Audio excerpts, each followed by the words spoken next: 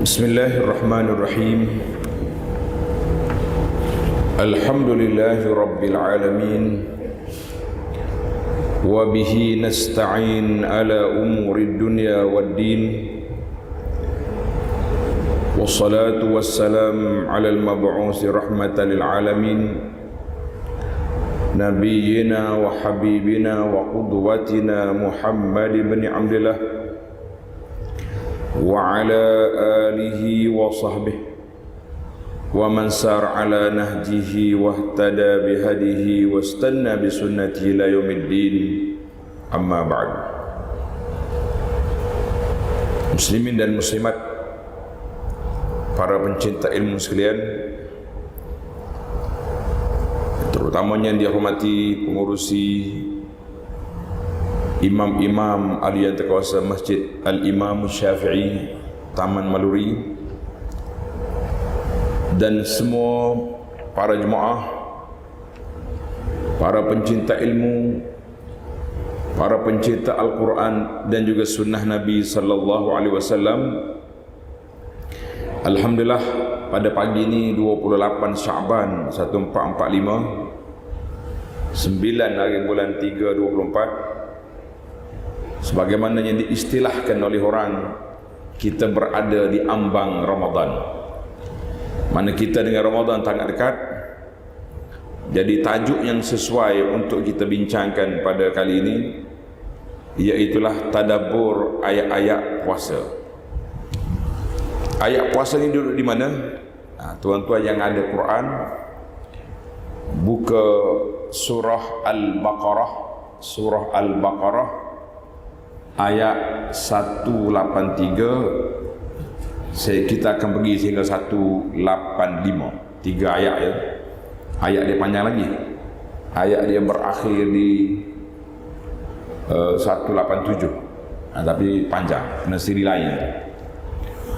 Bagi jemaah yang pegang kitab ni, muka surat 27. Ni yang nampaknya di masjid kita ni, Masjid Imam Syafi'i ni banyak dia guna ni tadabbur dia pagi-pagi. Muka surat 28. Jadi alhamdulillah, kita mula baca ayat, kemudian kita pergi kepada huraian ayatnya insya-Allah. A'udzu billahi minasy syaithanir rajim. Ya ayyuhalladzina amanu kutiba alaikumus siyamu kama kutiba alal ladzina min qablikum كما كتب على الذين من قبلكم لعلكم تتقون.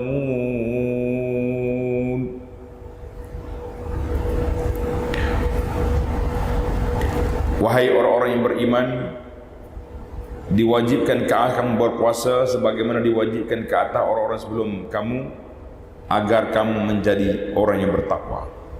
Itu untuk tanda setelah kita akan ambil satu ayat untuk kita tadabbur makna dia, memahami apa yang Allah Ta'ala nak sampaikan kepada kita biiznillahi azza wa jalla. Kita dengan Quran, kita dengan ayat-ayat Allah azza wa jalla ini, kita kena tak dalam minda kita, Allah cakap dengan kita. Ayat Quran ni Allah tuju pada aku, barulah kita terasa dekat. Ayat ni turun ke Yahudi, ayat ni turun ke Nasara, ayat ni turun akhir kali mana kita? Mana ada ayat turun ke orang Melayu? Yang turun ke orang Melayu ni benda lain. Maka kita letak satu persatu. Jadi dalam ayat ini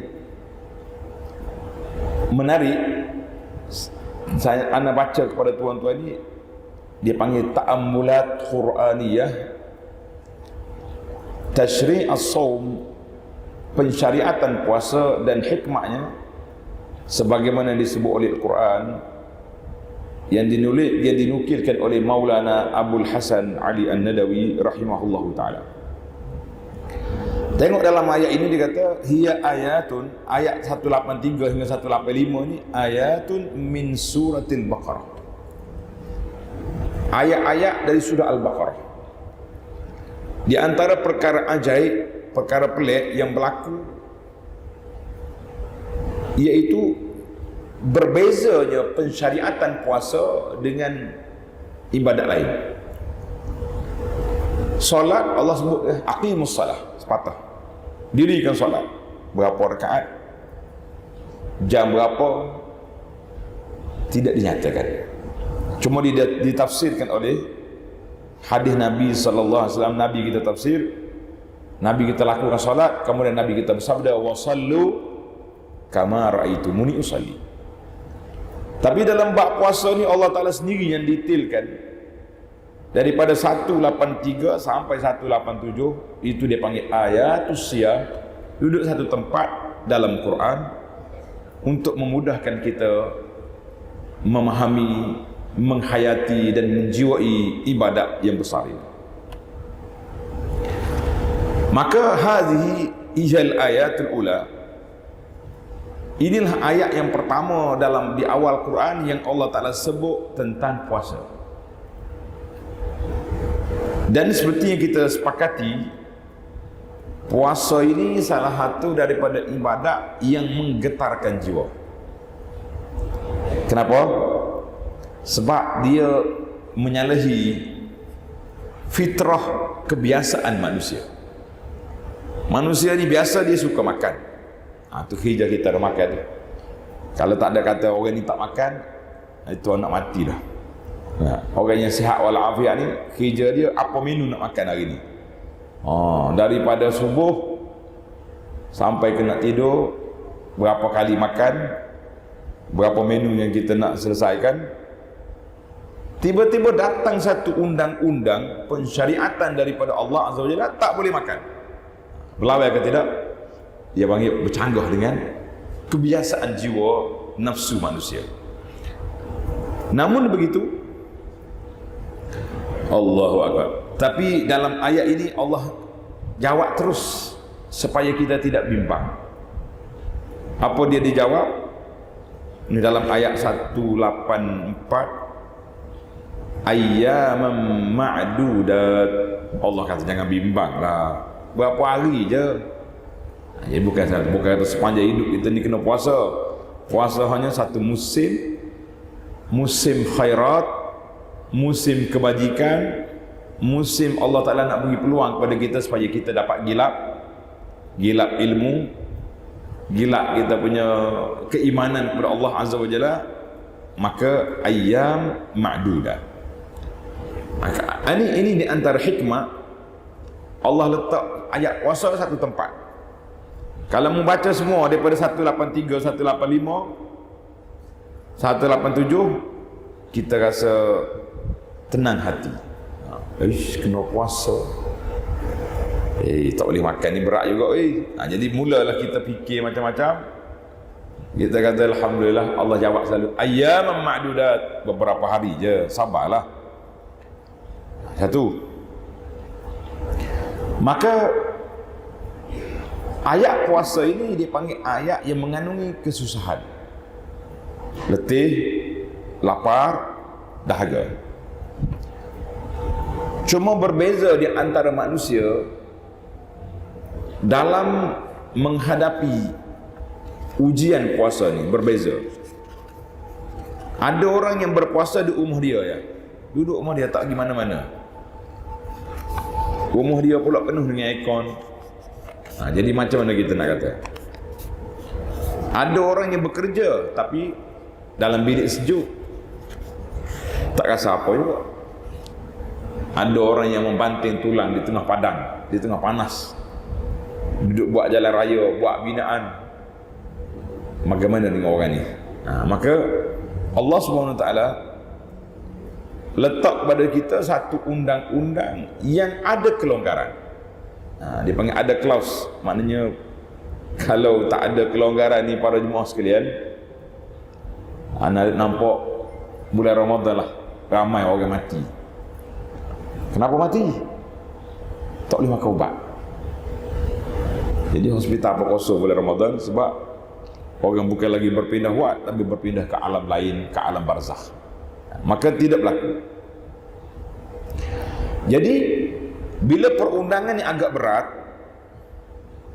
dia perlu pada satu ilmu kejiwaan, ilmu psikologi, ilmu ketenangan. Pasal itulah tuan-tuan kena ingat, berbezanya undang-undang Islam dengan undang-undang bukan Islam. Beza. Sama ada dalam kisah ni balas bunuh. Orang bunuh orang, kita panah bunuh. Ataupun dalam hudud, potong tangan ke, kena sebak ke. Termasuk dalam undang-undang takzir pun berbeza. Baru ni sibuk sekejap kan, ada anak orang Islam cabar undang-undang takzir dalam beberapa kes, dan dia boleh menang di mahkamah. Orang cakap, undang-undang macam ni lemah. Kita tuan-tuan para jemaah, kita kena ingat, undang-undang yang berkait dengan syariat, kita rasa lemah ke, rasa kuat ke, rasa orang panggil apa saja kita rasa, kita kena letak dalam kepala kita, nakalam minallah. Nakalam minallah. Allah kata undang-undang ini, pencegahan ini datang dari Allah. Maka dia ada ruh, undang-undang yang ada ruh. Karena itu bila kita tengok dua orang dijatuh hukum yang sama, dua-dua hukum yang mati,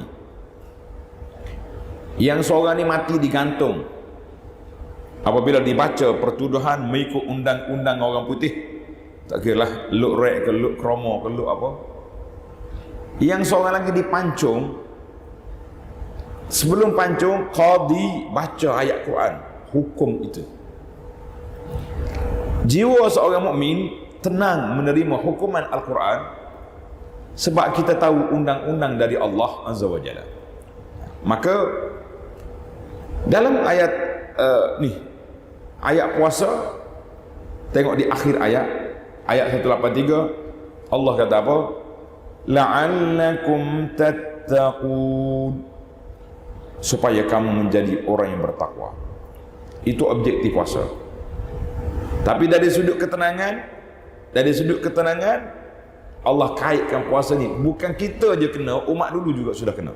Umat dulu sudah berpuasa. Tengok, kama kutiba 'alal ladzina min qablikum, sebagaimana umat dulu telah berpuasa, maka kamu, hei umat Muhammad sallallahu alaihi wasallam, juga kena berpuasa.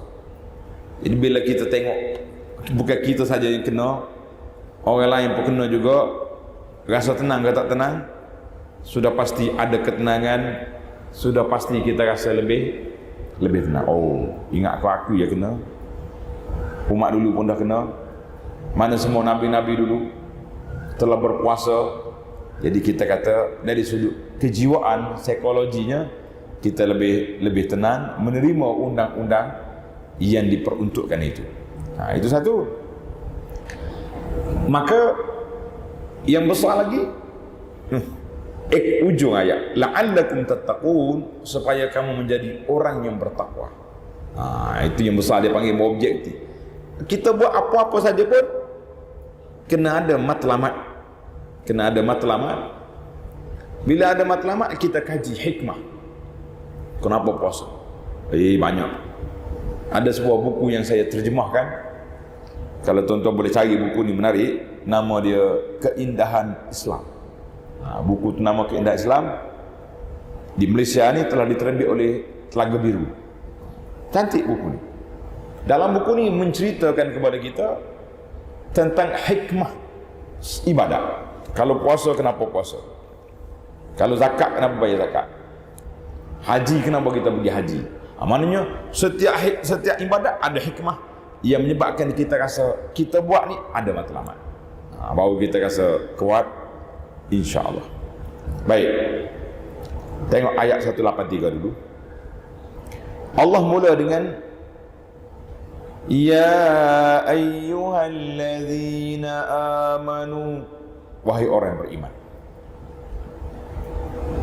Bila kita rasa kita beriman, dan kita mengaku beriman, alhamdulillah, dan kita pun memang orang beriman, sudah pasti ayat ini, kita menerima ayat ini sebagai satu arahan daripada Allah Azza wa Jalla kepada kita.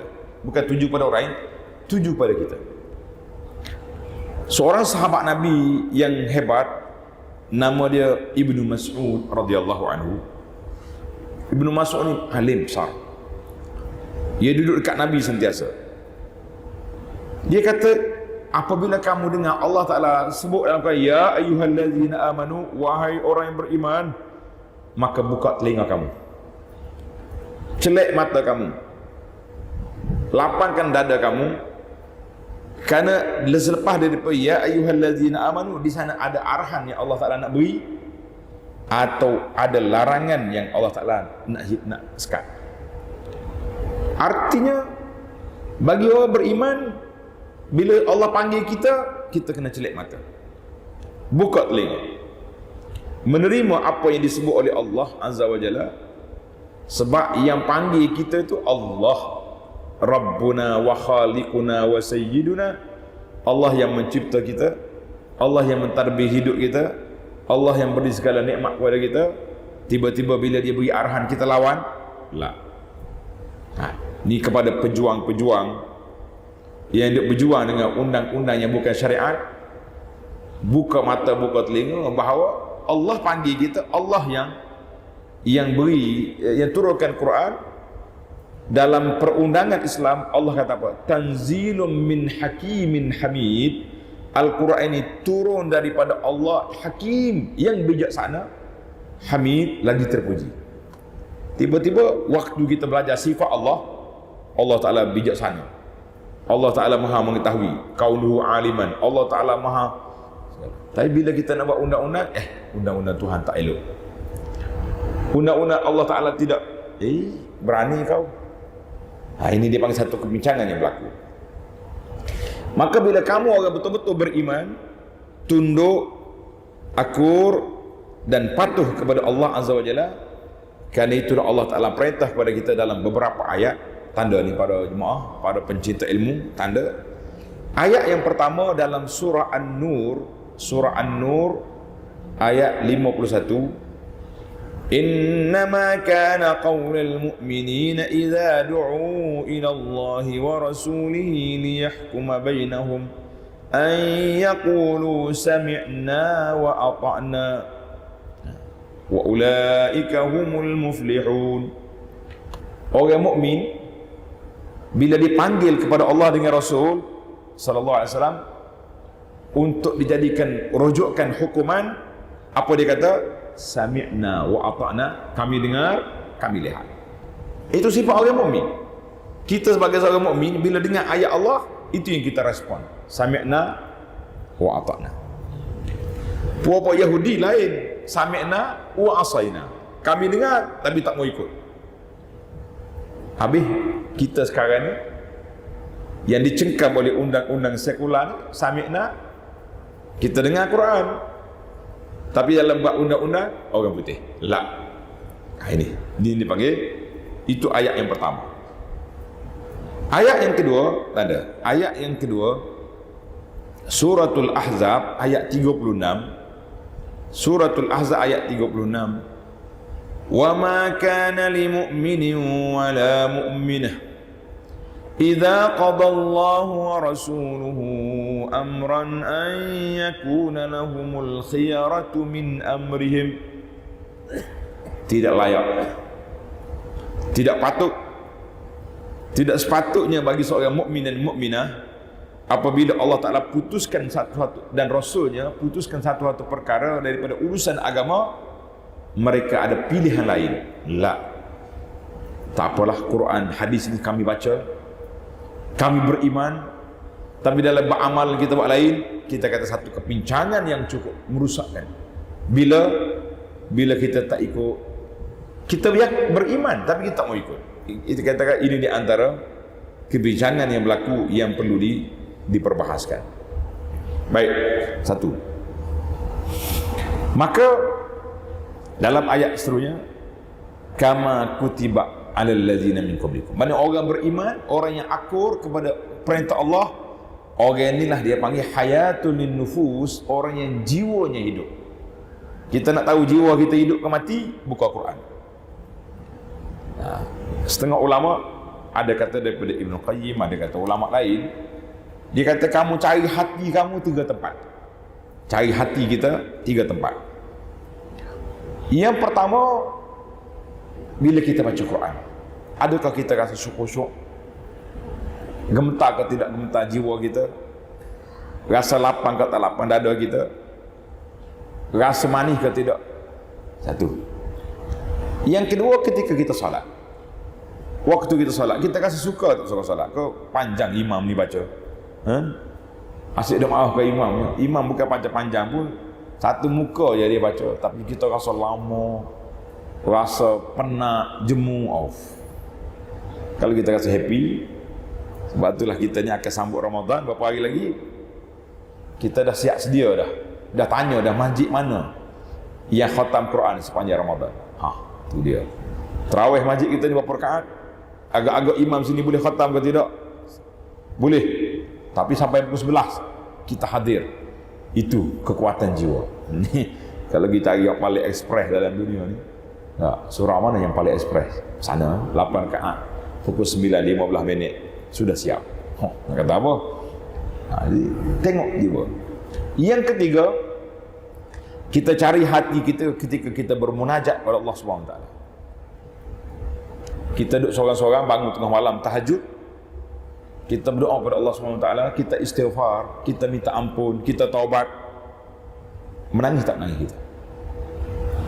Kalau kita rasa boleh menangis, insya-Allah hati kita masih bernyawa, kita kata alhamdulillah. Tapi kalau bangun malam asyik duk main telefon ya, handphone sana handphone sini, baca Quran pun tidak, zikir tidak.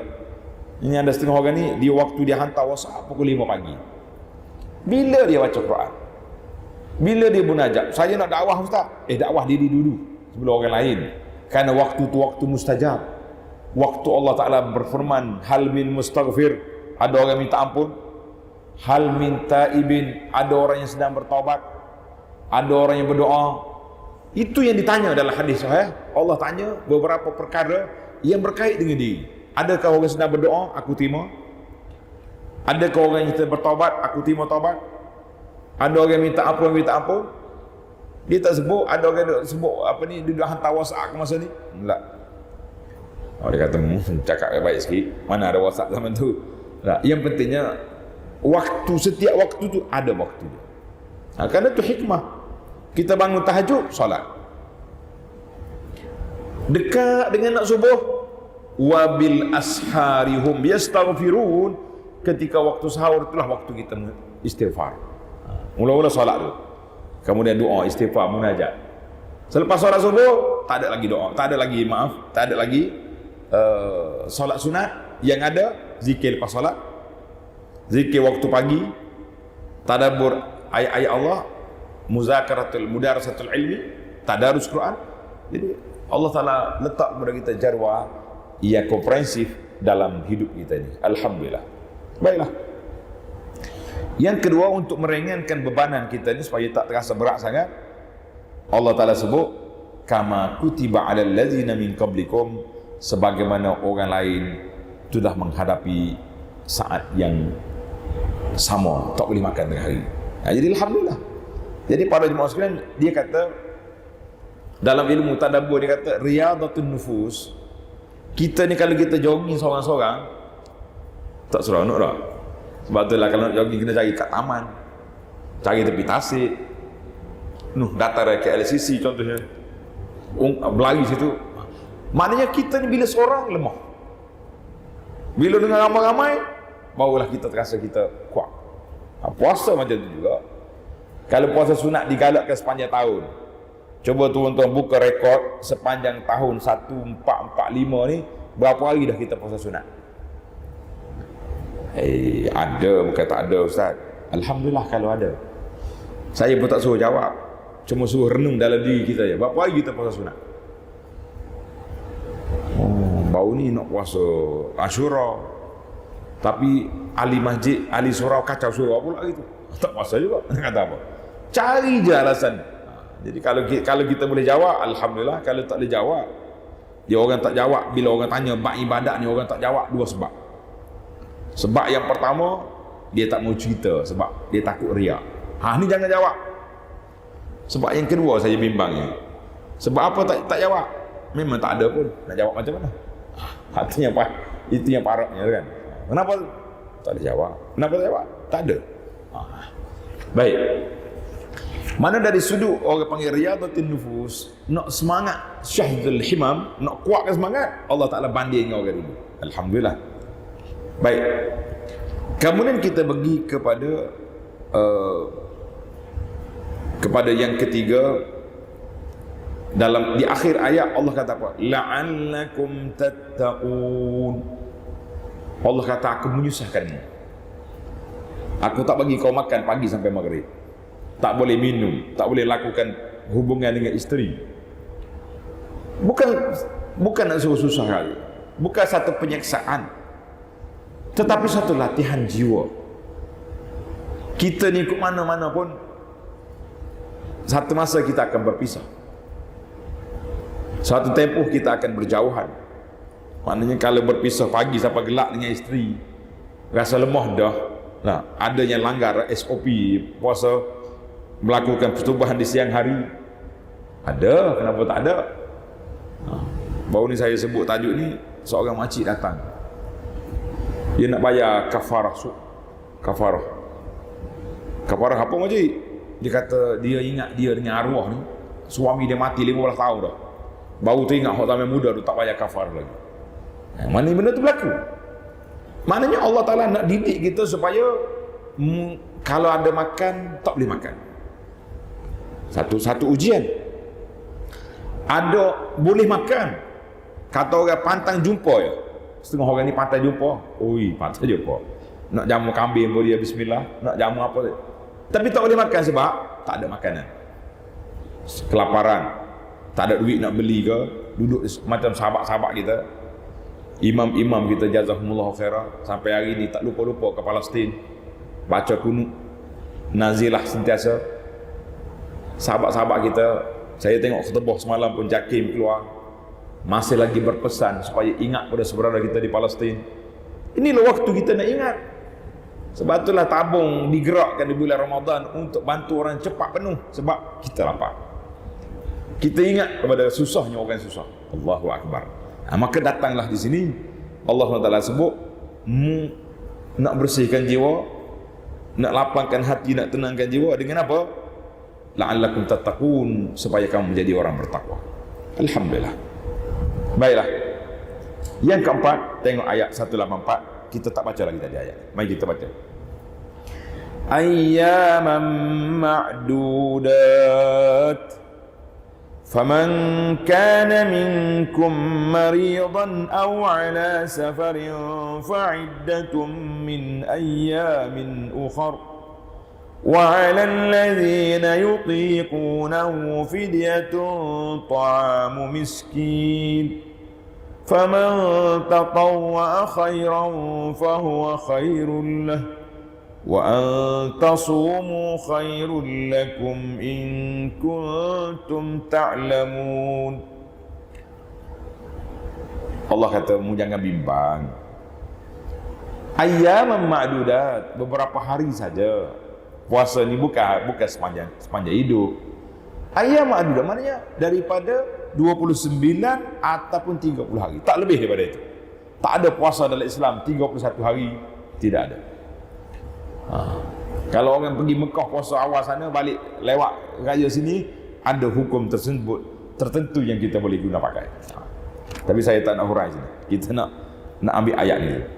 Maka yang keempat Allah Ta'ala sebut ayyaman ma'dudat. Kamu janganlah susah hati sangat.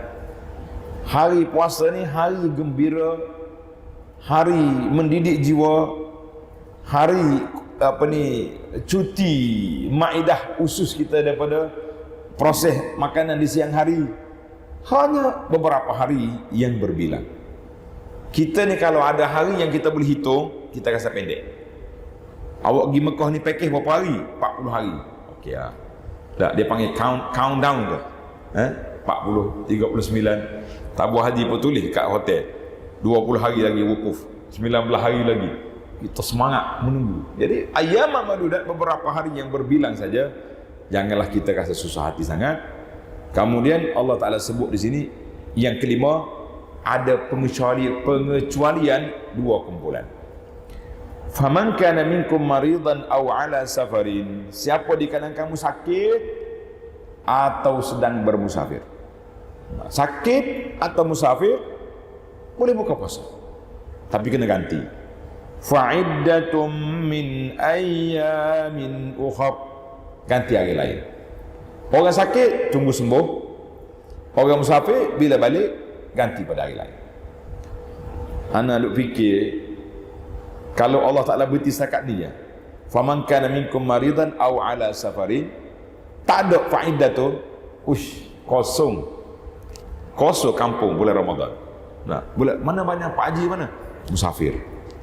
Mana ini travel. Sebab apa? Semuanya boleh makan, tak payah ganti. Tapi kalau kita boleh makan pun, fa'iddatun min ayamin ukhar, ganti hari lain. Termasuklah muslimat kita, walaupun kena wajib kena buka puasa, tapi kena ganti. Puasa tak sama dengan solat. Solat wajib tak boleh solat, tapi tak boleh ganti. Puasa lah kena ganti. Jadi lain lah. Jiwa kita tu bila kena ganti, dikata baik aku puasa dulu dengan orang ramai-ramai lagi tenang. Maka yustasna min hadzat taklif, maknanya dikecualikan daripada taklif ini orang sakit dengan orang bermusafir. Jadi orang sakit dengan musafir kemudian diberi kelonggaran. Tengok ayat. Wa 'alal ladzina yutiquna fidyatun ta'am miskin. Orang yang mampu nak bayar fidyah, dia beri makan seorang miskin, dia boleh buka puasa. Faman tatawwa khairan fa huwa khairul lah. Siapa dia nak buat puasa lebih baik, wa antasumu khairul lakum in kuntum ta'lamun. Kalau kita puasa itu lebih baik. Apa maksud ayat ini? Tuan-tuan kena ingat, ayat ini permulaan Islam. Mula-mula disyariatkan puasa, boleh pilih nak puasa atau nak bayar fidyah kepada seorang miskin. Orang kaya bayar, orang miskin puasa. Orang kaya yang nak puasa, puasa. Tapi ayat ini bila turun ayat 185, tak boleh lagi pilihan, no choice, tak ada pilihan. Puasa, puasa. Kecuali awak sakit atau musafir, diberi rukhsah. Awak nak rukhsah? Diberi kelonggaran untuk buka puasa. Maknanya bukan boleh buka, tapi diberi kelonggaran untuk buka puasa. Boleh buka, kena ganti. Cuma ayat ini kekal kata kekal. Al-Imamul Mufassirin Habrul Ummah Ibnu Abbas radhiyallahu anhu, dia kata ayat ini tak mansukh. Ayat ini kekal kepada orang tua-tua yang tak larat nak puasa. Kita ni sekarang ni muda lagi tak? Kau tua? Boleh puasa tu kira muda lah tu. Kalau tua tak larat. Jadi orang yang tua tak larat nak puasa, dia boleh, contoh doktor kata pakcik ni tak boleh puasa dah, kalau puasa nanti tumbang, nanti dia puasa dah setakat dia mampu. Sampai pukul 10 tak larat makan. Kemudian dia bayar supaya seorang miskin setiap hari. Boleh. Mana ayat ini untuk orang tu? Mana kalau ada di kalangan keluarga kita, ayah kita, mak kita, nenek, opah yang tak larat, dia puasa lah setakat mana dia boleh puasa. Kemudian dia buka puasa, dia bayar fidyah. Baiklah, kita akhir ayat kita. Masa kita sangat terhad. Ayat 185, mari kita baca ayat.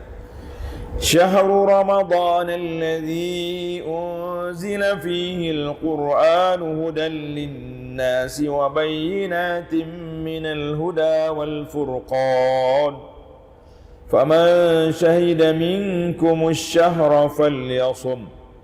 ومن كان مريضا أو على سفر فعدة من أيام أخر يريد الله بكم اليسر ولا يريد بكم العسر ولتكملوا العدة ولتكبروا الله على ما هداكم ولعلكم تشكرون. Jadi Allah sebut di sini perkara yang ke-6, iaitu Di awal Islam boleh pilih. Bila mari faman syahida minkumus syahra falyasum. Faman syahida minkumus syahra falyasum. Siapa dia menyaksikan bulan Ramadan, wajib dia puasa. Tak ada pilihan. Kecuali tengok Allah ulang balik ayat wa man kana minkum maridan aw ala safarin, orang sakit atau orang musafir. Kenapa Allah Taala ulang balik di sini? Sebab dianya supaya tak keliru. Ayat 183 tadi boleh kan orang musafir dengan orang sakit. Jadi bila mari bulan Ramadan kena puasa, habis orang musafir dengan sakit macam mana? Allah ulang balik wa man kana maridan aw ala safari. Masih lagi kekal, akta itu tidak diubah. Kemudian oleh kerana puasa ni susah, puasa ni berat, maka Allah bawa ala yuridullahu bikumul yusra, Allah nak suruh kamu senang, tak nak kamu susah. Jadi alhamdulillah, dengan adanya syariat puasa, dengan adanya kelonggaran-kelonggaran yang diberikan oleh Allah Azza wa Jalla, maka ulama-ulama semasa bersidang, ada beberapa senarai perkara-perkara semasa yang membatalkan puasa dan tak batal puasa. Macam injek orang demam pergi hospital, doktor nak masuk ubat, boleh. Telan ubat tak boleh lah masuk ikut jarum, dibenarkan. Nak ambil sampel darah, dibenarkan. Jadi banyaklah undang-undang persidangan antarabangsa pekoh perubatan yang dihadiri oleh wakil-wakil daripada seluruh dunia menyenaraikan perkara semasa perubatan yang tidak batal puasa. Alhamdulillah, yuridullahu bikumul yusra, Allah nak suruh kita senang, bukan nak susah. Kemudian Allah kata bila selesai Ramadan walitukmilul iddah, sempurnakan bilangan puasa 30 hari atau 29 hari, walitukabbirullah ala ma hadakum, danlah kamu bertakbir memuji Allah kerana Allah Taala telah beri hidayah kepada kita. Hidayah apa? Hidayah dapat kita berpuasa sepanjang sebulan Ramadan. Alhamdulillah. Jadi ayat ni panjang lagi, tapi saya break sekat tu dulu. Ayat tadabbur ayat puasa uhilla lakum ini 187, iaitulah ayat kelonggaran yang Allah Taala beri. Tuan-tuan baca sendirilah, ayat tu panjang. Kelonggaran Allah Taala beri iaitulah puasa dikurangkan hanya dari subuh sampai ke maghrib. Yang awal Islam dulu boleh buka puasa 1 jam je, maghrib hingga isya. Bila betul ayat 187, uhilla lakum lailatas siyam, pada malam puasa makan. Puasa hanya subuh hingga maghrib. Alhamdulillah, bi ni'matihi tatimmus salihat. Jadi kesimpulan daripada ayat yang kita baca ni para jemaah sekalian, apa dapat kita simpulkan? Bahawa syariat puasa sangat besar kelebihannya, perundangannya sangat jelas, kerana datang daripada Allah Azza wa Jalla, ala ya'lamu man khalaqa wa huwal latiful khabir. Ini ayat kita duk baca malam-malam dalam surah Al-Mulk kan. Tujuan baca surah Al-Mulk malam-malam belum tidur, waktu afdal baca surah Al-Mulk belum tidur. Cuma imam kita bimbang, takut tak terbaca, dia tunduk baca lepas Isya. Tapi kita dah bagi cadangan supaya surah Al-Mulk itu dibaca setelah tamatnya zikir selepas solat kan. Maka Allah kata, aku yang tahu, aku cipta manusia, aku tahu apa keperluan manusia. Maka datangnya syariat Ramadan, Allah Ta'ala beri Ramadan syahrul, tengok ayat 185 tadi, syahrul Ramadan alladzi unzila fihi al-Quran, bulan Ramadan, bulan turun padanya Al-Quran. Jadi dua ibadat ini sinonim, Ramadan dengan Quran. Siang kita puasa, malam kita tahajud. Itulah yang dilakukan oleh baginda Nabi SAW. Jadi kita berdoalah kepada Allah Subhanahu Wa Taala dengan namanya yang maha indah, dengan sifatnya yang maha tinggi, supaya Allah Taala anugerahkan kepada kita dapat sampai ke bulan Ramadan sebagaimana doa yang dibaca oleh imam. Coba ikut lagi. Allahumma sallimni li Ramadan wa sallim Ramadana li wa tasallamhu minni mutaqabbalan. Allahumma sallimni li Ramadan wa sallim Ramadana li wa tasallamhu minni mutaqabbalan. Ya Allah, sampaikan kami ke bulan Ramadan dan berilah taufik hidayahmu, di bulan Ramadan ini kami dapat melakukan ibadat yang terbaik sebanyak mungkin, sebaik mungkin. Tidak ada sifat malas, tidak ada sifat jemu beribadat. Bermula awal Ramadan kami semangat, di akhir Ramadan lagi semangat, lagi kuat untuk mencari Lailatul Qadar. Wa tasallamhu minni mutaqabbala. Ya Allah, terimalah semua kebaikan yang kami lakukan di bulan Ramadan, di luar Ramadan, supaya menjadi bekalan kami ke akhirat, menjadi pemberat timbangan kami di hari kiamat. Amin ya rabbal alamin. Wa sallallahu wa sallam wa baraka ala Muhammad wa ala alihi wa sahbihi ajma'in. Walhamdulillahi rabbil alamin. Jadi dalam risalah yang kita bagi tadi, dapat kan? Semua dapat risalah? Yang belum dapat boleh ambil ke depan ni. Dalam ni ada 9 atau 10 amalan di bulan Ramadan. Kalau kita boleh buat 10 per 10, kita kata Alhamdulillah. 9 per 10, Alhamdulillah. Saya boleh buat 5 per 10 Ustaz? No. Kena upgrade lagi. Jangan bermalas. Kerana senarai ini senarai yang pendek. Cuma satu je saya rasa yang kita mungkin tak boleh buat tahun ni, yang ke-7. Umrah pada bulan Ramadan. Yang belum daftar lagi mungkin tak sempat, tapi usaha ambil maklum, insya-Allah tahun depan biar dapat. Kita pergi umrah. Nabi sebut dalam hadis, umratun fi Ramadan ta'dilu hajjatan ma'i. Umrah di bulan Ramadan, pahala dia sama macam haji sekali dengan. Besar pahala kan? Kemudian yang lain-lain itu ada 10 perkara.